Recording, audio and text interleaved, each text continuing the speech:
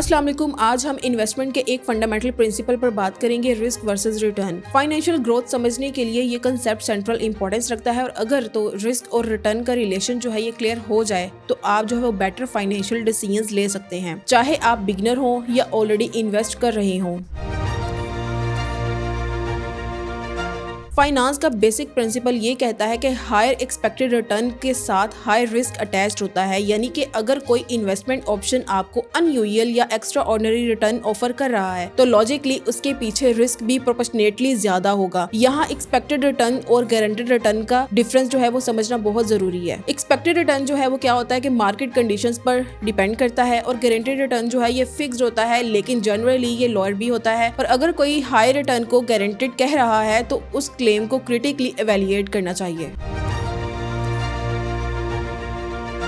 Financial planning में assets को उनके रिस्क रिटर्न प्रोफाइल के मुताबिक जो है कैटेगराइज किया जाता है। सबसे पहले आ जाता है कैश या करंट अकाउंट। इसमें रिस्क जो है ये मिनिमल होता है, रिटर्न जो है ऑलमोस्ट जीरो होता है। और इशू की बात की जाए तो ये इन्फ्लेशन परचेजिंग पावर को रिड्यूस करती रहती है, यानी कि नॉमिनली पैसा जो है वो सेफ तो रहता है लेकिन रियल टर्म्स में वैल्यू जो है वो डिक्रीज हो रही होती है। सेकंड नंबर पर आ जाता है सेविंग्स अकाउंट का फिक्स्ड इनकम इंस्ट्रूमेंट। इसमें रिस्क जो है ये लो होता है और रिटर्न की बात की जाए तो ये मॉडरेट है लेकिन लिमिटेड भी होता है, suitable for short term goals और इमरजेंसी फंड। ये कैपिटल प्रिजर्वेशन के लिए बहुत यूजफुल होते हैं। थर्ड नंबर पर बात की जाए इक्विटी की, स्टॉक मार्केट की, इसमें रिस्क जो है ये मीडियम टू हाई होता है, यानी कि शॉर्ट टर्म जो है वोलेटिलिटी होती है। और रिटर्न की बात की जाए तो historically higher over long term. Equity instruments जो है ये शॉर्ट टर्म में फ्लक्चुएट करती हैं लेकिन लॉन्ग टर्म में हॉरिजॉन के साथ जो है ग्रोथ जो है इसकी पोटेंशियली ज्यादा होती है। और चौथे नंबर पर आ जाता है बिजनेस इन्वेस्टमेंट। इसमें रिस्क जो है ये हाई होता है और रिटर्न जो है ये पोटेंशियली वेरी हाई होता है। और यहाँ मैनेजमेंट जो है, मैनेजमेंट एबिलिटी, मार्केट डिमांड और ऑपरेशनल एफिशिएंसी मेजर फैक्टर्स होते हैं।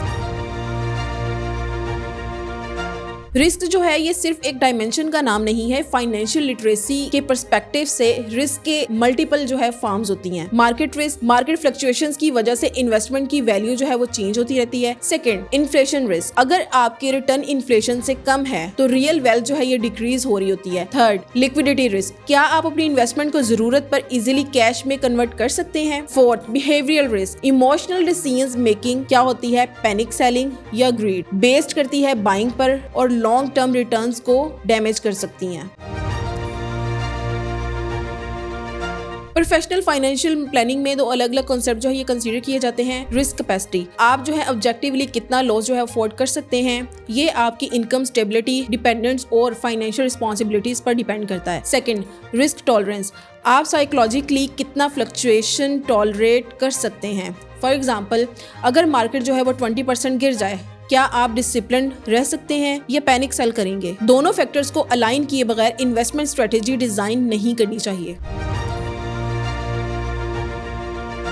प्रोफेशनल इन्वेस्टर्स एक ही एसेट क्लास पर डिपेंड नहीं करते। डाइवर्सिफिकेशन का मतलब होता है कि डिफरेंट एसेट क्लासेस में एलोकेशन, यानी कि रिस्क को स्प्रेड करना, पोर्टफोलियो को वोलेटिलिटी को कंट्रोल करना। इस अप्रोच का ऑब्जेक्टिव जो है वो रिस्क एलिमिनेट करना नहीं होता बल्कि मैनेज करना होता है।